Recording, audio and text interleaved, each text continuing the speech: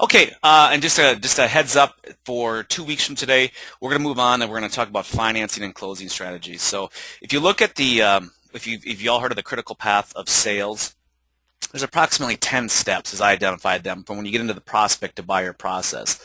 There's 10 steps you're going to go through, beginning with, your meet and greet, your handshake, doing your needs analysis, or finalizing your needs analysis if you didn't finish it online or on the phone. You're going to get into your presentation, and that includes your positioning statement, your marketing message, your community and neighborhood overview if you're building in a specific location, and then your demonstration. That could be in a model home. It might be using your tablet.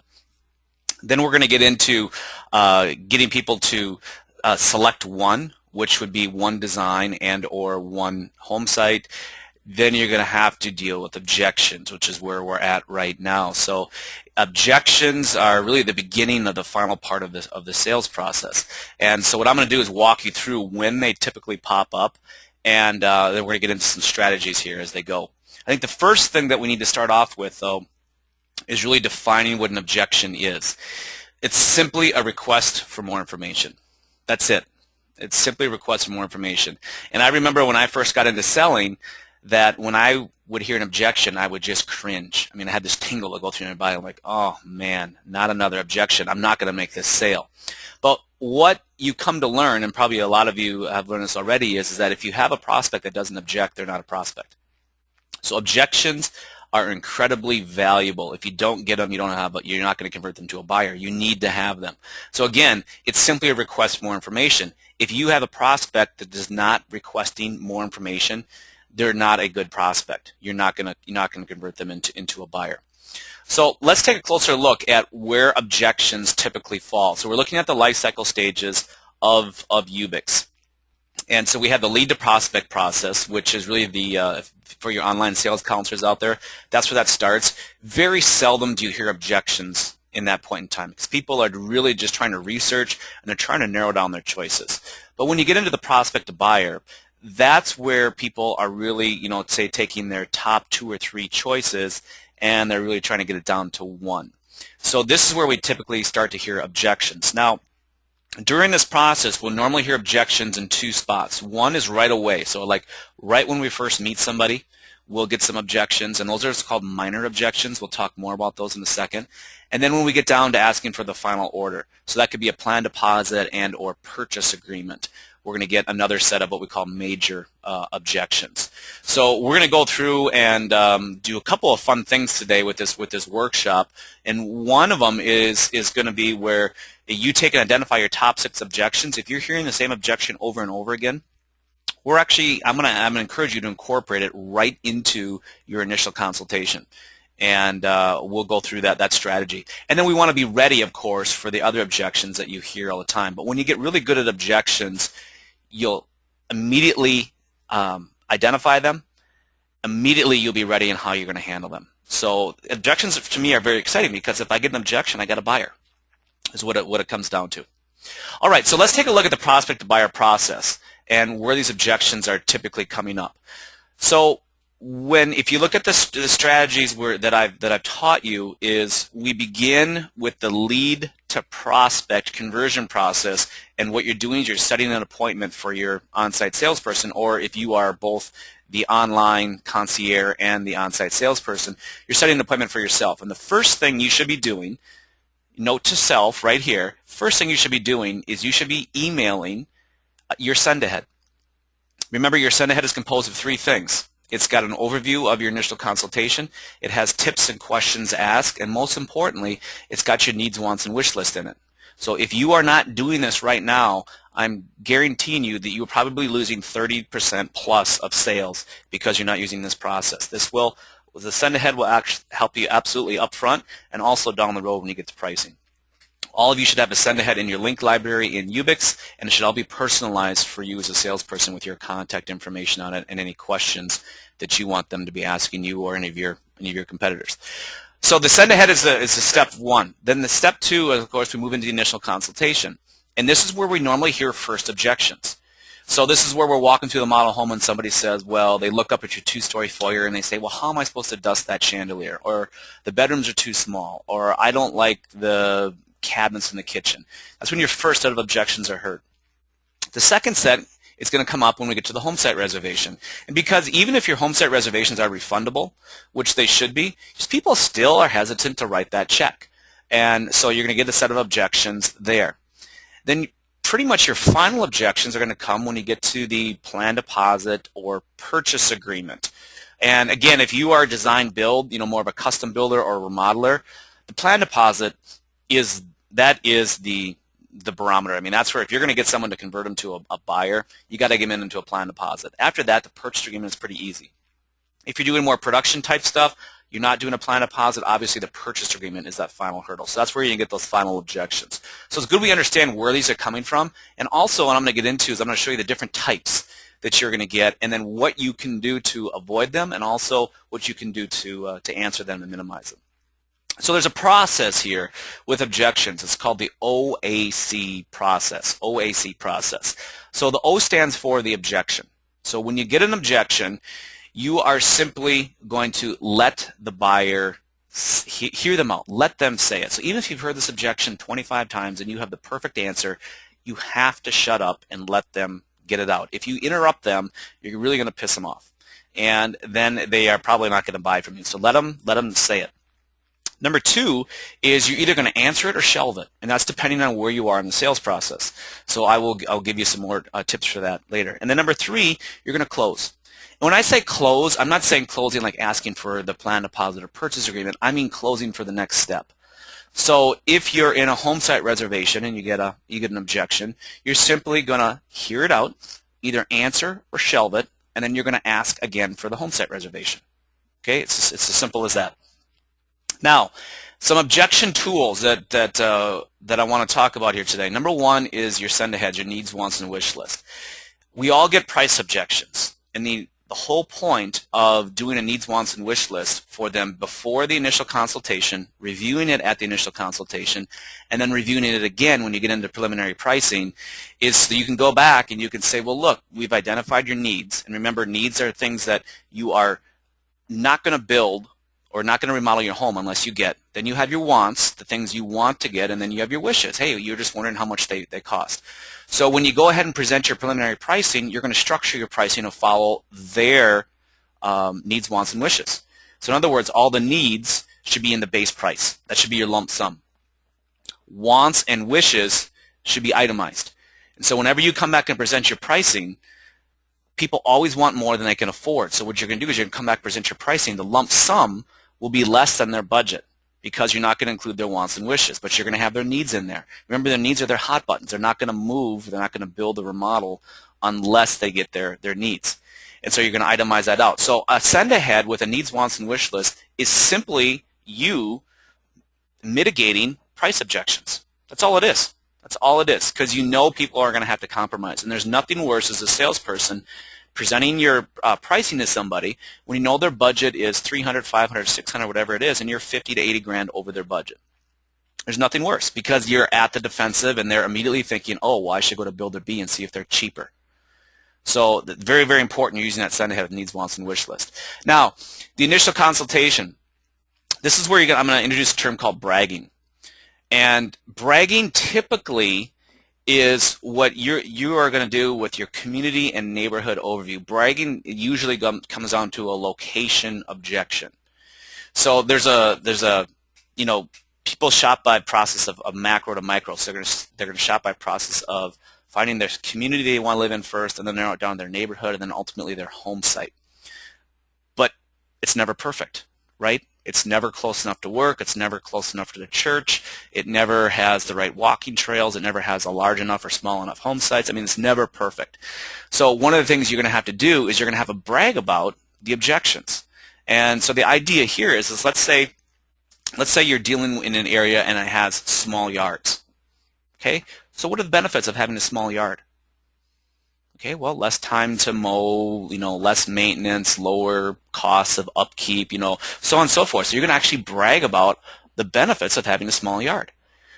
So then, you're going to basically nip it in the bud before they ever bring up, oh, your lots are too small. Or let's just say you're a production builder and you have a plan that is not perfect. Well, no plan is perfect. Let's say there's a flaw in that plan. Brag about it. What is the benefit to the way it's set up right now? Because either the glass is half empty or half full. There's always two ways to look at it. So your job as a salesperson is to look at what is half full and brag about that. And that's normally going to come out in the initial consultation. Now, we can use it in other areas too when it comes to objections, but for right now, I want you to think about incorporating bragging into your initial consultation with the objections you hear most about your community or neighborhoods, or perhaps it's your process. One of the things about building a home, especially when you get into the custom homes, is just the time it takes. It's a lot easier to have a realtor find you the home that's almost good enough, and then make a compromise and buy that, versus taking the 9 months, sometimes to a year or more, between design and construction of building that home. Well, guess what? Brag about that. Brag about the thoroughness that you go through when you're of the design and building process, and having that home as perfect as possible for them, because guess what? They're going to live in it for 10, 15, 20 years. So it's going to be worth the time. All right, so the next area we get into where you hear objections is the home site reservation. So now this is a process called the strategy, phrase, close. So I'm going to give you an objection strategy. You're going to tie a phrase into it, and then you're going to close for whatever the next step is. So in this case, you'll close for the reservation. So you're going to ask for the order for the reservation. You're going to get an objection. Let them hear the objection out. You're going to then come back with a strategy and a phrase in your answer, and then you're going to ask again for the order. And then finally, the plan, deposit, or purchase agreement. It's the same thing. Strategy, phrase, close. Now keep in mind, when we get into closing in a couple of weeks, objections and closes are stacked on top of one another. Okay, so it's really not a separate process. It's kind of like advertising, marketing, and sales. Everything is interrelated. Same thing with objections and closing strategies. They're stacked on top of one another. And you may have to go through 3 to 5 objections and different closing techniques in order to get the sale. That's the average amount of objections, is roughly 3 to 5. And we don't think of it that way because the sales process is kind of drawn out. And so we could be working with someone for 3 months, or sometimes it gets into years. By the way, people that hang out with you for years, I call them groupies. And they keep coming back, and sooner or later they buy. But they're groupies. But they're going to give you objections maybe over a period of time. So we're going to stack those objections and closes as we go forward. So here's what you need to know. Note to self. I need to have probably 3 to 5 objection strategies and 3 to 5 closes that I like and I'm comfortable with in order to maximize my potential as a salesperson. All right, so let's go back here again and take a look at the prospect to buyer. So we have the send ahead. We're using the needs, wants, and wish list. That's for dealing with price. We get into the initial consultation. We're going to do a process called bragging, and that's going to be related to your location or perhaps and the home sites. Home site reservation, strategy, phrase, close. We get into preliminary pricing. We're going to bring back the needs, wants, and wish list because we know we're going to get a price objection there. When it comes down to plan deposit and purchase agreement, same thing. Strategy, phrase, and close. So that's more or less some of the tools that we're going to use as we go through this process. So what we're going to work on next is an objection worksheet. So I'm going to go through some resources I have for you in game day coaching. We'll look at strategies, we'll look at phrases. What I want you to do right now is I want you to write down the top 6 objections that you can think of. I'm gonna pause here for a minute or two, and I want you to start writing down the top 6 objections you can think of, whether it's for your builder, your location, your process, your designs, your pricing, whatever it is. So take a couple of minutes, then we'll come back.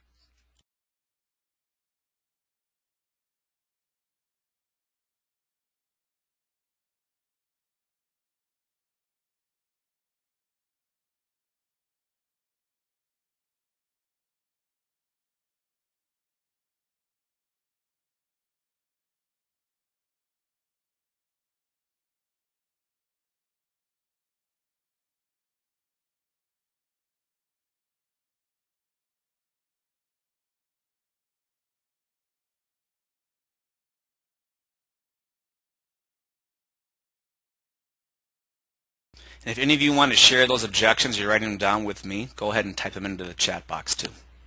About one more minute, and then we'll keep going.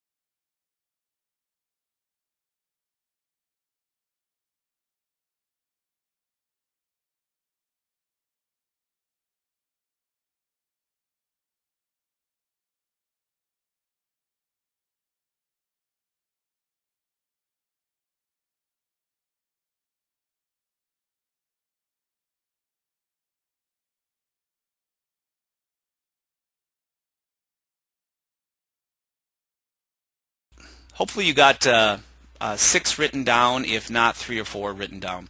And what I'm going to do now is I'm going to go into game day coaching, and I'm going to show you the resource area that I have for objections, and then we're going to go over the strategies and phrases for you, and then I'll come back and I'm going to answer an objection that Jill had sent me earlier this week.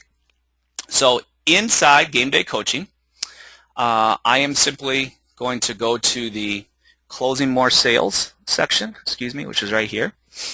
So the end of the sales process. And then once I get on this page, I'll just click on members, and all of the objection information is right here on top. So specifically what I'm going to focus on is how to deal with today's new home and remodeling buyers sales objections and going through the strategies. So I've got that opened up here, and I've got, of course, video tutorials for you. And what I'm going to suggest you do is to open up this objection strategies worksheet. I already have it open and ready to go. So I'll move it in here, and I'm going to walk through this with you, and then we're going to get into showing you some examples of how you use this information. As I mentioned before, if you don't get any sales, if you don't get any objections, you don't really have a real prospect. So first and foremost, the most important thing you need to do as a salesperson is learn how to weed out conditions. So conditions you cannot overcome. So Jill, as an example, you had sent me a couple of things. One was a home to sell, and one was down payment, I think, for your projects. It was maybe Southern Meadows. Okay, that's a condition, because you as a salesperson, if someone needs to sell their home in order to financially qualify, you can't do anything about that. Now, I can be proactive, and I can maybe refer a realtor, a local realtor that's very good at selling homes. I could put a program in place where maybe I have some incentive dollars. I developed a program called the Easy Move Plan. It's where you can give a commission rebate once someone's home is sold to put towards the price of the new home in order to keep them moving forward, because that's a dangerous situation when someone has the home to sell and you're working with an outside real estate agent, because what happens inevitably is they get a buyer, they want to close in 60 days, they start freaking out because now they don't know where they're going to live. And the realtor who sold their home says, well, you know what, let's just go out and see what's on the market. And then you get the call on Sunday night or Monday morning saying, hey, Jill, geez, you've been great. Really appreciate everything you've done. But you know what? We sold our house. We're going to be out in 60 days. We just went out with a realtor, and guess what? We made an offer, and they accepted it. So I'm sorry we won't be building. But you've been great, and we'll refer a lot of people to you. Happens all the time. It's a real issue. So what I would suggest, again, is it's a condition. You cannot treat it like an objection, but you can be proactive with it and proactively, put incentives in there for when they sell their home and they build with you, they can get some of that, like a commission rebate back, and or, put somebody on your team that actually would do the backup sale yourself. A lot of my clients right now are handling those backup sales because they don't want to turn them over to a realtor in the marketplace, for fear of losing the deal. So no money, no credit. Those are basically the two conditions. If you uncover a condition, you got to move on. So maybe you got to move someone back to a C, let them rebuild their credit, let them save up for a down payment, move them to a B, and let them get their home sold. So you're going to get, like I mentioned before, 2 types of objections as you move through your presentation. When we get into the initial consultation, your first type of objections will be minor. And that's basically somebody telling you, hey, just slow down. slow your presentation down. It's just a defense mechanism. So that's when you get the, oh, how am I supposed to dust that chandelier in a 2-story foyer, or the bedroom sizes are too small, or I don't like the kitchen cabinets, or whatever. I mean, let's just slow it down a little bit. And then you get into the second type, are major objections, and that's simply a final request for reassurance. So when you start asking for hard money, okay, plan deposit, purchase agreement, and we're really going to do this, you know, they just want that final reassurance. So oftentimes, like with first-time home buyers, you say, well, my mom or dad has to look at it, or you get people to say, well, I want my financial advisor to review it, I want my accountant or my attorney to review it. That's just their final request for reassurance. And there's different ways that you could handle that, but it's simply an objection. And you know why they're doing this is because, you know, if they go out and say, oh yeah, we're building a home here, you know, and one of their friends, family, or coworkers are going to say, oh, you chose that location? Oh, well, you guys screwed up, you know, whatever. They don't want to be second guessed, so they're looking for that reassurance. Now, just a few tips here. There's 5 tips when you hear an objection. Remember, it's simply more information. Do not oversell it. You do not have to oversell it. Just simply answer the objection, and then you close for the next step. And I had one client that I remember I was coaching for a while, and he would answer the objection 3 different ways. And by the time he got done, he would completely confuse the prospect and they wouldn't buy.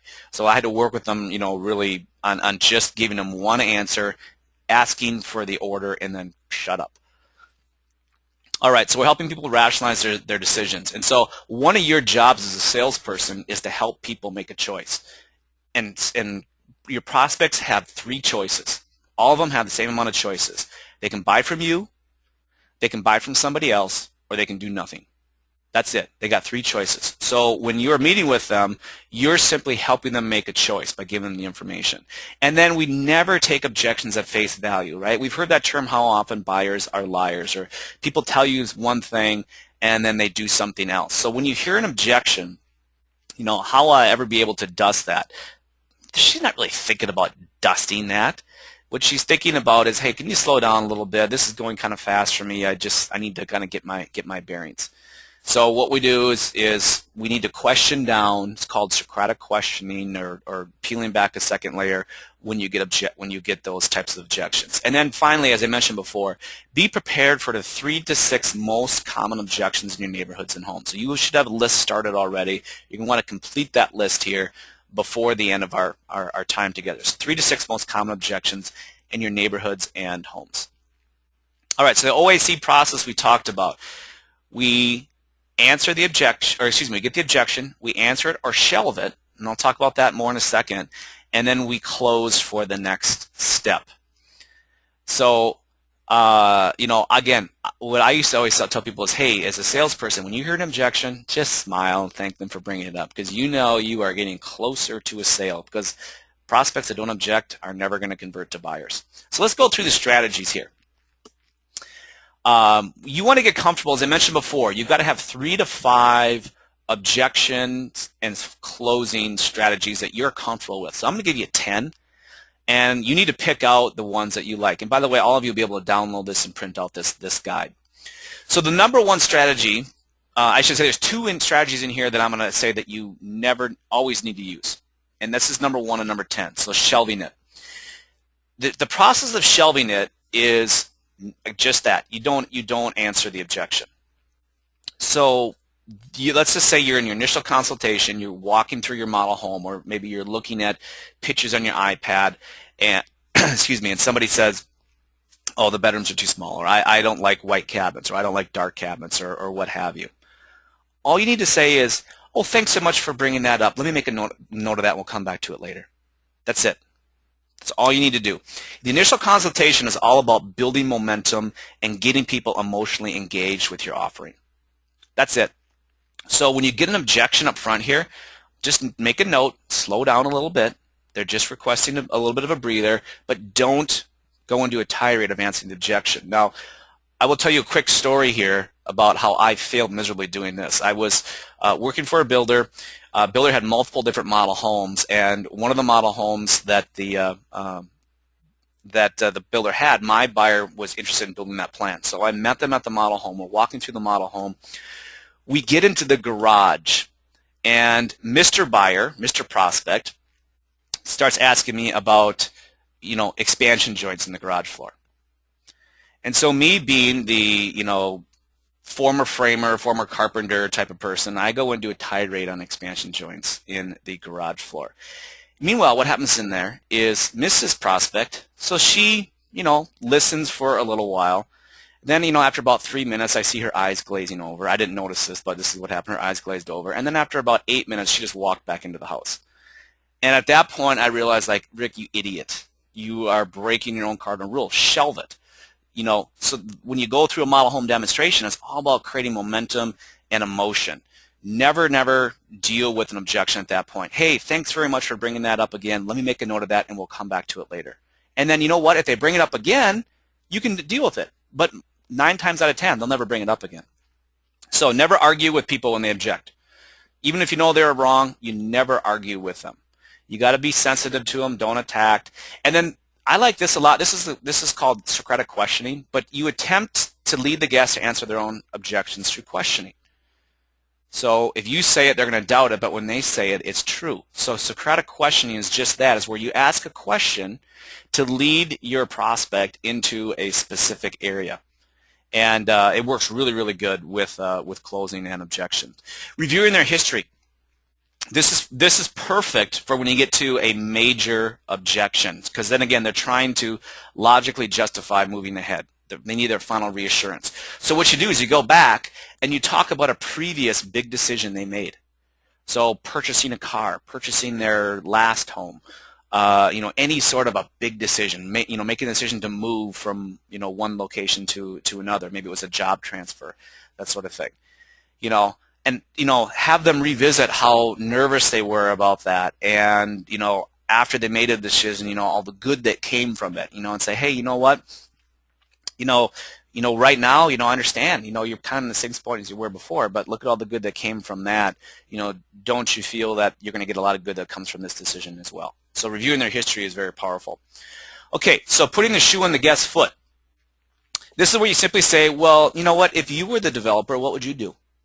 So let's just say people are, Jill, you brought up a good one. This is some, I think you mentioned about you guys have land lease, which is very unique in your situation. Most people have fee simple ownership, but you're leasing land to people on a 99-year lease. So that project was set up as a land lease. There's nothing you can do about it, but there are benefits to that. So what you can do at this point is you could say, well, if you were the developer and you were putting this together and you knew all the benefits of a land lease, what would you have done? Because there was probably some things that were not advantageous to going with a fee simple ownership for that. So have them put the shoe on their foot. Changing the base of the objection, I like this one a lot, especially with location objections. So this would be your home site. This could be the location of your neighborhood, whatever it is. It could be schools, anything. But you simply go in and you rattle off all the benefits that you have there, and then you have that dwarf what the objection is. So tell me what's more important, Mr. and Mrs. Prospect, the swimming pools and trail system you and your family love so much, or the fact, or the you wishing that the home site, the backyard was a little bit bigger. So change the base. You can't do anything about the size of the home site. We used to have clients that had power lines in their backyard. We could do nothing about it. So people would come in and they'd say, oh, power line. Oh, God, I live here. Say, well, tell me what's more important. Having the openness behind you, being able to get the home that you want within your budget with the amenities you want in the school district and location you want, or the fact that, you're not really that happy, you're not enamored with the view behind you. And so we would take the power lines and we would just move it down to it's simply just a view issue for you. So question down, number 8. You list all the positive things they liked, and then you question down to the true objection. This is usually when you're dealing with price. If you get it, if you present a price to somebody and you get the I want to think about it, that is a price objection. And you have to then question down and drill down to the price. Okay, so what is it? How much is too much? That sort of thing. Okay, 9 is a 6-step process for minimizing objections. You can use this with any major objection. Just six steps. So you're going to have a pre-planned response to do this. So number one is you hear the objection out. You always do that anyway. You repeat it back and rephrase it. So at this point, what you're doing is you are going to soften it. So let's say the objection here is price is just too high. So I would come back and say, so you think the price is a little high. I'm really glad you brought that up. I'm here to help any way I can. So you think the price is a little high? Then I question it. Is it the initial investment, is it the monthly investment, or the total investment that's too high? And then they say, well, we're having trouble coming up with a down payment. Now, Jill, you mentioned this is a down payment objection. Okay. Well, there's several mortgage programs available, some with as little as a 3.5% down. Would you be willing to come up with at least this much? And then you can find out, is it an objection or just a condition? And then I get agreement. So it sounds like the 3.5 isn't going to be a problem. Is that right? And they say, yeah, that should work out fine. And then I simply move on. And this is where my other client really struggled. He would say, oh, another option you have is you could probably borrow from your 401k. You can do that for 5 years, but you have to pay it back through your payroll. And so they're going to do an automatic payroll. I mean, he would get so detailed in with it, and it would just, anyway, the people's eyes would glaze over and he'd lose the deal. So once you get agreement, you move on. That's a 6-step process for minimizing objections. The last one's bragging about it. We talked about this already. Good, brag about, again, whatever objections you have in your community. There's always positives to them. The glass is always half full, bragging about it. So example, hey, it's not a good time to buy. Many people are concerned with the uncertainty of the market. However, history has shown us the best investment decisions are always made when things look their worst. And that, again, we're moving out of those types of markets into new markets, but there's still people that are hesitant to move forward. So that is the 10 strategies. So what you need to do is become familiar with 4 to 5 of those strategies that you like. And so the 2 that I'm recommending that you absolutely put into your arsenal are going to be number 10, bragging about it, and I'm going to go back here to number 1, which is shelving it. You're going to want to use those. They're simple to do, and you can incorporate them right into your presentation. All right, we will keep moving on to, we're going to get into phrases. So phrases are something of where it's part of your answer when you get to an objection. So those of you that have done any sort of personality training, DISC I'm putting here, or if you've done Dr. Charles Clark III, bulls, owls, lambs, and tigers, you have different personalities, and different phrases work better with different personalities. So what I'm going to do is just go through a couple of these that I like for the different personalities. So those of you that have the dominant personalities, the bold personalities, these are sometimes referred to as the type A personalities. So let me give you an example of a profession. This would be managerial, small business owner, presidents, CEOs, people that are really, really go-getters. They like to make decisions fast. So they're going to give you an objection, and sometimes people get really intimidated by these people, but you got to understand these guys, they're going to ask for it just to see what they can get. So one of the things you can use is a sharp angle. So just suppose we could do this. And then the other one is that's exactly why you should get involved here, using a justification statement. So that's exactly why. Influence or expressive, tiger personalities. Most salespeople are tiger personalities. So Jill, you are a tiger, absolutely through and through. Star, you're a tiger as well. One of the things I laugh about with tiger personalities is tigers tend to get distracted by shiny objects. So hopefully you're chuckling right now, but tigers they wear their emotions on their sleeve. They're up and down, and so when you get into these prospects that you're working with, a lot of times they're really fun prospects to work with, but they have buyer's remorse. They have buyer's remorse. So with tigers, you're going to say,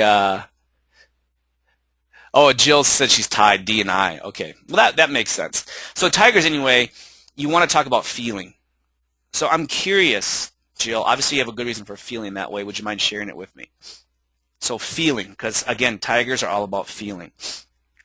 That's the influence or expressive personality. Now we get into our S's. Now one thing you want to make a note of with S's, the majority of the population is an S. It's roughly 50% of the people you work with are S. So your S should be your default. So feel, felt, found works great with S's because S's very much, they do not want to be trendsetters. They very much want to be their herd mentality. They want to follow the crowd. So they don't want to feel like they're taking a risk like, oh, well, the market's bad, so then I shouldn't buy. And then they're going to wait until the market's good before they do buy. So they're not going to go and step out on a limb. So they're very much going to be focused on being friends with you, creating trust with you, having rapport. I mean, these people are probably your Facebook friend as you're their salesperson, and you're going to talk about their kids and their life and everything else. I mean, it's just part of the deal. So feel, felt, found works really great because, again, they want to know what have other people done like me in a similar situation. Completely understand how you feel. In fact, many of our happiest customers felt exactly the same way you do. But what they found and discovered is this. So feel, felt, found. It's a great question. I'm glad you brought that up. In addition to that, is there anything else that will keep you from proceeding forward today? Let them sort of, get things off their chest. And then finally, your analyticals. Those of you, Yvonne, I know you deal with a lot of engineers. If you're dealing with engineers, if you're dealing with attorneys, if you're dealing with pilots, your estimators at your company, these people are very analytical. And so analyticals tend to think. So if you say something like, can I share a thought with you might find valuable, what does an analytical do? They're going to pull out their notepad, and they've got like 6 pens in their pockets, right? So they're going to pick their red pen because this is an important thought, and they're going to start writing, they're going to be ready to write down what you say. Analyticals are the ones that put everything into a spreadsheet, trying to compare it. They're trying to, logically justify everything. So can I share a thought with you you might find valuable? Analyticals will respond to that. And then now we go back to, obviously you have a good reason for thinking. Remember with the expressives, or the tigers, it was feeling, because those people are very emotional. Well, analyticals are thinkers. So obviously you have a good reason for thinking that way. Would you mind sharing it with me? And just as a heads up, if I take all 4 of these personality types, the dominant or bull and the owls or conscientious analyticals, those are thinkers. And when I get into the S, the steadiness and the influence, those are feelers. They're going to feel, certain things. So, this thinking that way will also work with the bulls or the dominant personality. Can I share a thought with you might find valuable? That'll work here. Just keep in mind that, you can always be adjusting your presentation based on the personality. That's why one of the easiest things to do as a salesperson is just, be a chameleon. You just figure out what type of personality am I working at, and then you just adjust yourself for the period of time you're with that prospect to the way that they want to buy. So if you're with a dominant, it's quick, it's very business-like, you're making decisions, it's a business relationship, and you know what? When the business is done, then we can be friends, but not before then. With the expressive, you're going to be friends first. You're going to, laugh, have fun. It's a party. When you get into the lambs, it's very much you're going to talk all about the relationship stuff first, and then you're going to slowly work your way into the deal. And with the analyticals, it's very much about the details. Very, very much about the details. So another universal phrase for all personalities, hey, you know what? Let me go ahead and present the information to you, and then you can be the judge if this makes sense. That works for anybody. That's a nice one to use. So might be one of those that you want to put down and use again. Okay, so now what I'm going to do is we have a few different full objection strategies, including phrases I put together here. So I'm not ready to make an appointment. I want to wait until next year. Current home is just fine. That's one. I want to see other neighborhoods, homes in the area. We aren't ready to sit down and meet. We're still looking at our options. We'd rather buy an existing home because they're cheaper. Okay, we're just looking. We don't want to wait to build. It's too much of a hassle. We'll buy an existing home. And then we've got a worksheet here. The last I have on here, gas prices are too high to drive this far. Sometimes we're getting those, and we've got gas at about $4 a gallon. And so I put together a worksheet here for where you can list out the objection, put the strategy together, the phrase, and the script. And this is what I recommend that you do with your 6 objections. Now, I'm going to go back to what we started with here, and this is an objection that Jill sent me. It says, well, we're just looking. Okay, so I'm going to give you, so oftentimes we get people where they're coming through a model home, and they're going to tell you we're just looking. Okay, so number one thing is if they say that, that's their script. And you probably asked them or said something to get them to say that. So one of the things I found is I studied a lot of mystery shops, and working, shadowing salespeople, is that oftentimes people would ask the question, are you thinking about building? And when you say the word thinking, the automatic response is, well, we're just looking. We're just looking. So what I like to do is when I'm first greeting people, if I'm in a model home, is I will actually beat them to the punch. So I'll ask them the question, are you looking at homes today? So now they can't use it on me. Oh, yes, we are. Well, great. How much time do you have to look at our homes? And I can actually take that forward into my sales process. So the objection is this. So we just started looking. We're not ready to sit down. And what we're going to do is we're going to brag about it, and we're going to use the phrase, let me present the information. Remember I said that was the universal one that works for everybody? Let me present the information, and then you can determine if this makes sense for you. So I'd say, hey, great. So you're doing some researching, right? And that is if someone tells you they're just looking, that's exactly what you'll say. Oh, so you're researching, right? And they're going to say, well, yeah, I guess so. Well, you're in luck. Do you know what my job is? My job is to provide you with good information to make your research easier. So, hey, guess what? I'm here to provide you good information to make your research easier. So let's do this, if we may. I'll give you some quick information, and then you can decide if ABC Builders makes sense for you to consider. That's fair, isn't it? That's a tie down at the end. So that's going through the objection. So at that point, I say, oh, okay. So I would go from there right into my needs analysis. So this is something I would do in order to maybe get more, find out more information about their situation, because that's my job. And then if it looked like they were a viable prospect for me, I would go ahead and I would close for my initial consultation. So that's how it works. If you go back to the worksheet that we have here, as you can see, I've identified several. I've got lots of different exercises, or I should say, lots of different objections in here. Lots of different strategies. Again, you need to get comfortable with 3 to 5 strategies that you can work with, and then that's what you're going to use on a daily basis. And then just remember, the biggest mistake, to recap here, the biggest mistake that I see people making, salespeople making, is that they answer objections too early. So if we go back and we look at the prospect, let's see right here, the prospect to buyer, is you answer objections during the initial consultation. You don't need to do that. You need to shelve them. You need to shelve them. So during that time to say, hey, thanks so much for bringing that up. Let me make a note of it, and we'll come back to it later, okay? And then you move on. And unless they bring it up again, you don't go for it.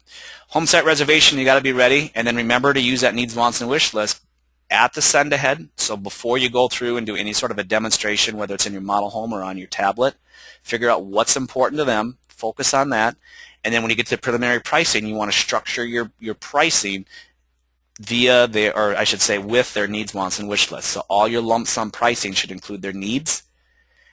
Then you want to itemize out their wants and wishes. And for those of you, I've said it before, I'll say it again.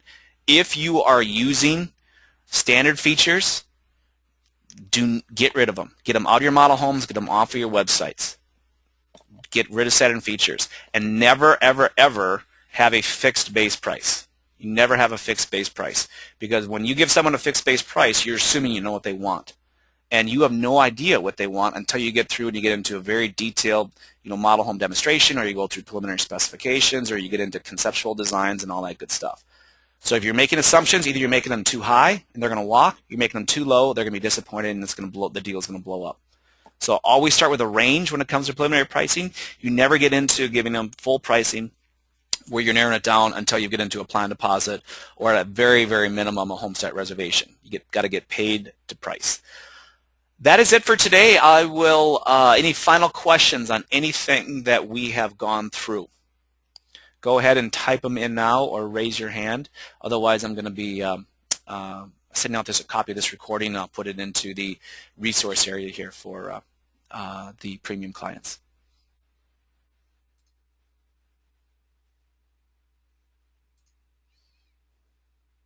I don't see any questions, so I will go ahead and end things right now. Thank you so much for your time this morning. Hopefully you got something good out of this, got some good ideas. And remember, all the resources that we went through are in the Game Day Coaching under the Closing More Sales section. So you guys have a great afternoon, and we'll talk to you next week. Bye-bye.